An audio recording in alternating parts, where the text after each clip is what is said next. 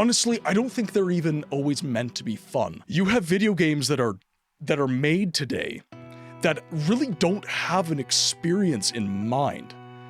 They're not really trying to do anything. They're trying to just make money. Like, really, I'm being completely honest. Like, a lot of these live service experiences, it's literally like, okay, so Call of Duty does really well.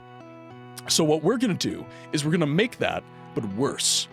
And then we're gonna make it live service, and we're going to put all of our money into marketing, and it's gonna sell,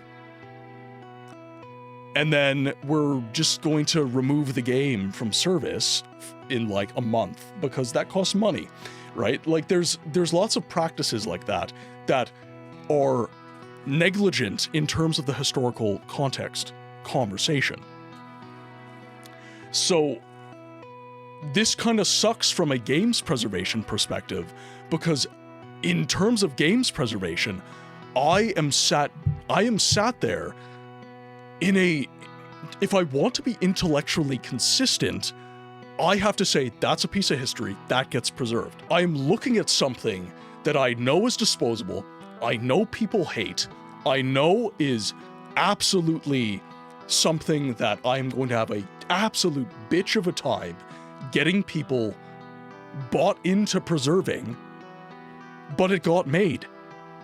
And it's a piece of that history. It's a piece of the history of games development and video games making. If I'm being intellectually consistent with my claims of games preservation, then I'm going to be the guy saying like, no, this is a piece of the history. This game gives you context. That's a really hard position to be put in. So I think that another interesting thing that I'm hoping that games preservation forward conversations have is, let's start making games mindfully. Shovelware has existed and it's never been a mindful thing. It has always been for money. Buy a license and push out a game. 100%. That has always been the thing.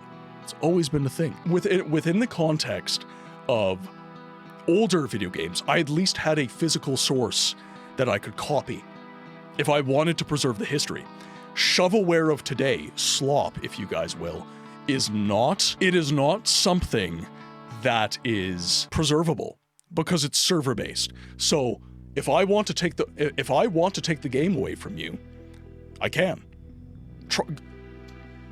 Throw Anthem into your Xbox. Try and play some Anthem. I'll wait. Like, this is what I talk about when I say the games preservation situation is so bad. We are not just losing games yesterday, right? I'm not just talking about a physical game for the GameCube that was really obscure and they only printed so many, and we can't really get a hold of the discs because a lot of them are owned in private collections. I'm not just talking about that. We are in a games preservation crisis for games that were made a decade, 5 years ago. Guys, the games preservation crisis is something that is affecting us today, as we speak, right now, for games that are not that old. Highguard lasted less than a month. I don't even have to look back that far to talk about how disposable these games are treated. And that's not even to say the games that were never made. That's not even to talk about that. Right? Like, I can talk, like, I always say this, if you see your favorite game dev working on a live service game, you need to start praying for them. Because generally speaking, that means Sony and Microsoft are like, okay, we have a big studio and they have a lot of employees and we don't know what to do with these people. So, okay, we're gonna put them on a live service game because even if it's shit, we'll probably make some money from that. You know, like, one of my favorite devs, Lion's Head. I love Fable. Fable is one of my favorite franchises. Lion's Head was put on, they pitched Fable 4, by the way. They pitched it. They were like, okay, this is what we have in mind for Fable 4. When you've got a studio like Lion's Head that has made amazing games like Fable, and I'm not saying not unflawed games, I'm saying just amazing games, and you have that developer put on a live service game Fable Legends, look it up. That is a misuse. That is a fundamental misunderstanding of what that studio's skill set is. But throughout history, many different forms of art have been lost forever. As humans, we create and we destroy. Okay, no. That is a important aspect of the conversation. So, Koala, what I bring to this is I bring the historical perspective, right? I was an academic for nearly a decade of my life.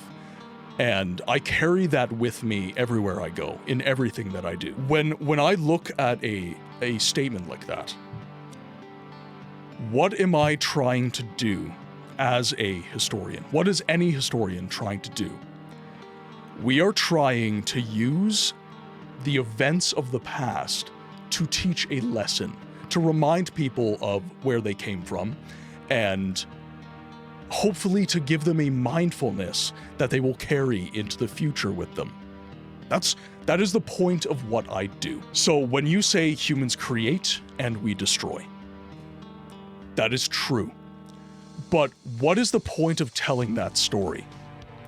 What is the point of talking about that historical context? It's so that we can do better.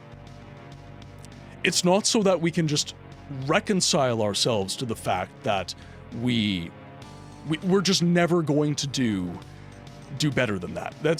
It's human nature. It's just the way we are. I'm not okay with that. I'm not okay with reconciling myself to that fact. I think that everything that humans create can provide an impactful context that we can use to become better. And here's the thing. Everything that you do, movies have been lost. Plays, books, manuscripts, stories, paintings, the list goes on. 100% true. 100% true. So my point is, we can do better now. And the reason that we're not doing better with video games is literally a negligence. Why have movies been lost? Okay, like, let's use the historical perspective here. Why have movies been lost? Why have plays been lost? Why have books and manuscripts? It's negligence. It is a lack of care, right? Time moves on for all of us, and things that were important yesterday are not as important today. I can look at that history and I can recognize that it is negligence that has caused a lot of these impacts that we have had. So then I can look to video games and I can say, no more. I can choose to fight for something better. I think that is fundamentally what we're talking about here. Let us not reconcile ourselves to the ravages of time, and let us instead choose to nurture something that has an importance, that has a significance. And what it comes down to is importance or nope. Popularity is ephemeral. Popularity is something that goes away. Masera. Popularity is transient. Masera. I have games that sold fantastically well. Very, very well indeed. And to insist that popularity in 1995 translates to 2026, and that is why these things are preserved, I'll give you a point here. Popularity increases the chance that that thing will be seen as important, and therefore might, not always, but might, increase the chance that that game will be preserved. There's an increased chance, but there is not an assurance.